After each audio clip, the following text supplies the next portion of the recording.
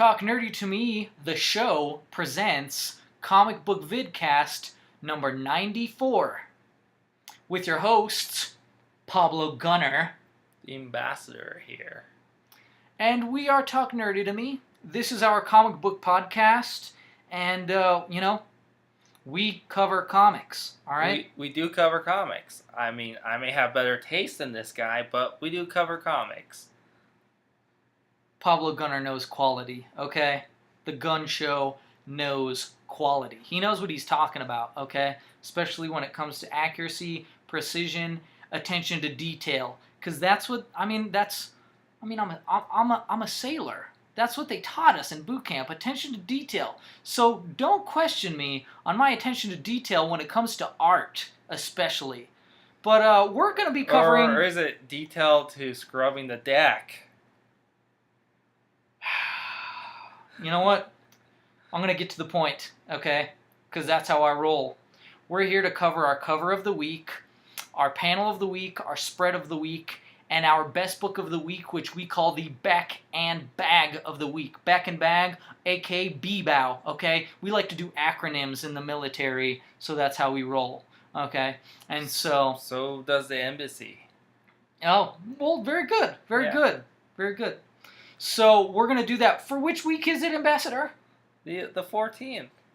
August 14th, You think yes. the military guy would know what a calendar is, since they have to go by 0700 hours and whatnot. Yeah, but it would be like 14 Aug,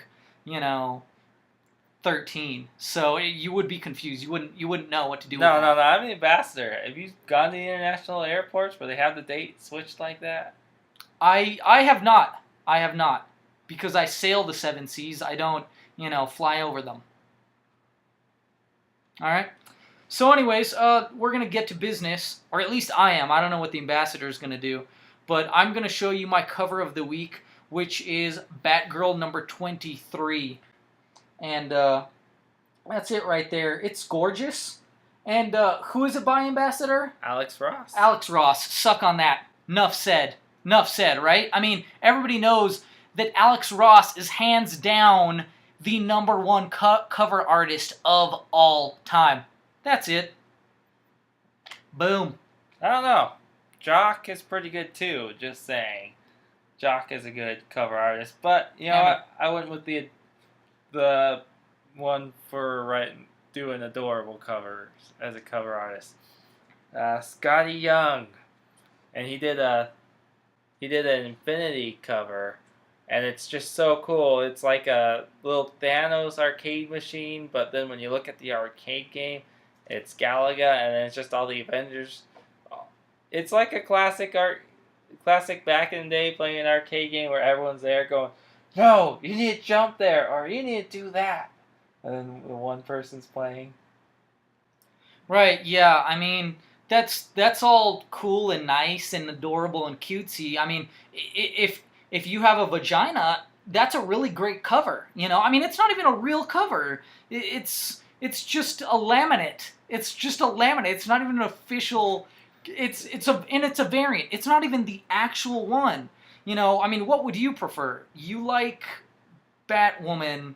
I mean, look at me screwing up. You see, you don't even have to argue with this guy. He messes up on his own. Batgirl, okay, and she's all tied up in the police tape, and Gordon in the background, Okay, that's starting to sound a little weird, a little kinky. Yeah, but still preferable. It looks better, it's cooler, it's just better looking, and it's not this cutesy vajayjay stuff. No, this is pretty manly right there. They're trying to figure out how to take on Thanos. Yeah. Spare me. Now I'm going to show you my panel of the week, which I'm cheating again because it's a big panel. It almost takes the whole page. It's from Wolverine and the X-Men, number 34. And there it is. I mean, it's Krakoa, and Iceman has made a Voltron, like an Iceman Voltron.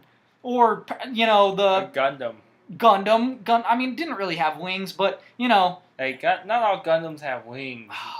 Jeez. Just because Wing How do they Zero... fly in space? How do they fly in space? Rockets. It's a mobile suit. Okay, whatever. I mean, planes have wings, and they go do flight, but apparently a Gundam doesn't need wings to fly. Does Iron Man need wings to fly? He does. When you saw in the first one, he has a flaps. Those are his wings, okay? They count as his wings. But it was just really awesome. I mean, you can't deny that's cool to see him make a Voltron or like what is the Power Ranger? What do they call them? The Zord. The Zord. See him make a Zord, of ice that he uses it as a sword, and he's slicing up mofos. It was sick. All right, that's all I gotta say. What about you, Ambassador? Let's see your competition. What's up? Yeah. Huh? Don't go gay when I show this to you. I know how touchy you sailors get on the ship. You must have heard then. You must have heard the saying, "It's not gay underway." That's an excuse. But it's this panel right here where Kane and Scarlet Spider is breaking out of his chains to go whip some ass. I won't deny I got a little bit of a rager. A little bit of a rager. Okay? A little bit. He's a good-looking guy, And you got this ridiculously good artist here, and you're just like, I may have to turn gay for this. That was some gorgeous art. There was some gorgeous art in that book. I'm not going to deny that. It was some of the best art of the week in that book. And I'm a pretty good judge of a handsome man, and he did look great. He was bursting out of the chains and everything. Yeah, it was sexy now that you bring it up. But still not as cool as Iceman in a Zord, okay? And Krakoa teaming up to whoop some butt on the Hellfire Club of brats. But you also got the Superior Spider-Man going, what the heck? Like all serious? Yeah. No, seriously, you're gonna bring that up as a point of strength? Oh, there's Superior Spider-Man. Yeah. Don't say crap to me about the Superior Spider-Man. Well, that's not. That's never funny. A plus. That's never a plus. Never. Okay. It's funny because he's just sitting there thinking that Kane's all useless, and then what does Kane do? Completely outdoes him and humiliates him. He does. Yeah. Because he did what he couldn't do. Exactly. Which is why Superior Spider-Man sucks. Because if it was Spider-Man, if it was Peter Parker, I bet you he would have been able to burst through those chains the same way that he was able to lift that freaking thing that collapsed on him to get the vial to save Aunt May. So, anyways, here's my panel. My spread. I'm all flubbed up after you got me all flustered about Kane, Here's my my spread of the week from Infinity purple. number 1. I have an open mind, okay? I like green, Gamora. Ooh. Especially the way she's been drawn lately. Gamora and that's my She-Hulk. spread right there. It's Thanos. He's easily my favorite villain of all time. I read Thanos Imperative, and it blew me away. And that image reminds me of the classic images they had back then. And it's great that Thanos is back on top. And that evil grin, the lines in the chin, and those teeth, and the black eyes with just the one dot of white. It's creepy and it's awesome. It's so great to see the Mad Titan rise to power again, and doing what he does, which is create massive death and genocide across the universe. Speaking of craziness and death, I got a psychotic guy with a bat that demands people to sing to his bat. We got the Walking Dead spread right here. And the best part of it is you got all this going on, and then you have Rick going like, no! All shocked and disturbed at what he's seeing. Yeah.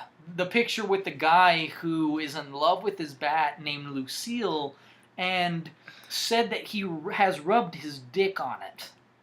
That's a real classy. He really said that, and he did say that. That's not. I'm not making stuff up. He's not making it up. I don't lie.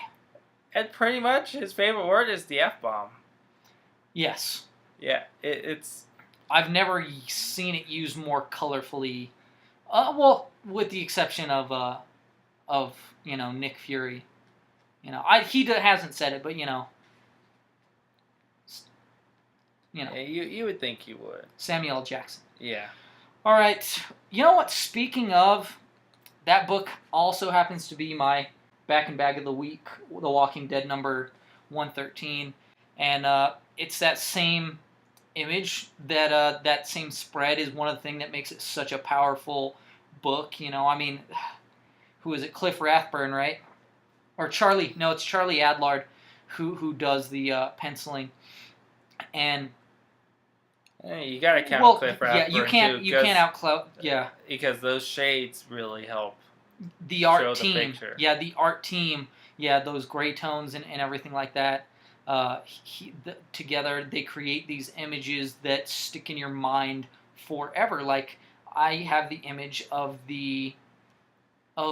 Lucille with a hole in it, and the pissed off look on Negan, and him talking about it like it's an actual person, and he's just sick and demented. And this is something that we talked about on the audio podcast. Even we went into even more detail, and yeah, who can deny The Walking Dead? Sometimes the Navy guy actually gets it right. Sometimes. Hey, we're always on target. We're always on target. That's all I know. At least it was on the right target this time. But it just blew me away. I mean, I was just blown away. I was dropping the F-bomb like Negan when I read this, and I was like, no, this is bad, no. It was funny. It was really intense. When I was reading the book, I was kind of tired. But then when I started reading it, I was like, wide awake for that book. The other books, I was like, still trying to stay awake. But this book was just, what the hell? Yeah, I mean, this book has risen, and I mean, it's always good, but recently, because it's starting to reach its climax, it is really good. And see, that's the thing about books. When most books, when they hit the climax, that's when they're back in bag material. Okay, this book, I think, it's not at its climax yet, and the last issue was back in bag, and this issue is back in bag. And I think the next one's going to be back in bag, and if they have another one after that, that one's going to be back in bag as well. As long as this story arc continues, I think it's going to be back in bag material, because Robert Kirkman is that good at doing what he does. And if it was just written, it would still be that good, but when you have the art, brings it to a whole nother level. I mean, if it was just a book, I'd be like, wow, this is a really freaking great book. But when you add that art, you're just like, oh my god, it makes you drop the F-bomb like Negan when you're reading it, because it is that intense. And the weirdest thing about this book is, even though it's just black and white, I just don't think I would feel the same way about it if it was in color. I think the black and white really adds the intensity to it. The intensity and just the darkness that this book has. Honestly, I think it might be too sick if it was in color, because of all the blood, and I wouldn't want to see it in color, especially with issue what 100. The governor with issue 100 and with what the governor did to Michonne. That would be really disturbing. It's better this way, but at the same time, it works better that way. It does make it darker too. So it's and the thing is as bad as everything is in this book, there is a slim glimmer of hope at the end. Now I don't think, and there is a little hope at the beginning, hopefully. I mean, that's me making assumptions, so that's not truth. It's just merely speculation, which I don't like to do too much. Let's see horses show up next issue. It's just speculation. Yeah. But if horses show up, that's awesome. Yeah. So, that glimmer of hope and just so good, so intense. That's why it's both of our back and bags. Yeah. we don't usually agree because this guy has his head up in the sky and he's off, procrastinating all the time. Where I get stuff done, okay? Because I'm the gun show. That's who I am. All right, it's part of my genetic code. All right, and of course I'm Mexican, so that's also another reason that I get stuff done. Well, I just know quality when I see it because I'm so versified in the world. So when I see good quality, I'm like, that's good. This week, I can't deny that, Ambassador, especially when it comes to your back and bag. But tell us what you think. Who had the better choices? Obviously, we agreed on the back and bag this week, but that's usually not the case. But we didn't agree on our cover, panel, or spread. So tell us what you think. And make sure you check out our social media stuff, like our YouTube, You're watching it now, but you need to subscribe to it if you haven't. And if you have, tell your friends about it. Share us so they can watch this awesomeness every single week, as well as our other awesome books and other stuff we have in the future coming up. We have some goodies coming up for you in the future. And you know what?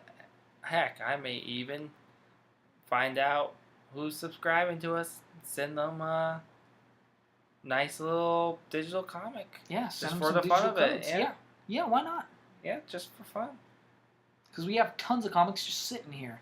So, like I said, subscribe to the YouTube. You probably found us through Facebook, but if you didn't, facebook.com/TNTM the show, give us a like, okay? Give us a like. Not that we really care or need them, because we're awesome enough without it. But, if you like seeing our stuff, and you like our content, like it. And then make sure you put it on notifications if you like it that much. Personally, I don't put that many like things on my notifications, except for certain maybe certain cosplayers or certain pages that I'm extremely interested in. I'm Ivy Doom Kitty, maybe one of those. So check us out there. I have been doing a better job on the Twitter lately. Okay, yes, me, nobody else. Which is TN2ME. That's our Twitter, and don't forget to email us if you have any questions, suggestions, whatever it may be, at talknerdytometheshow@yahoo.com. But that's it for us. So make sure you keep those eyes hungry for comics.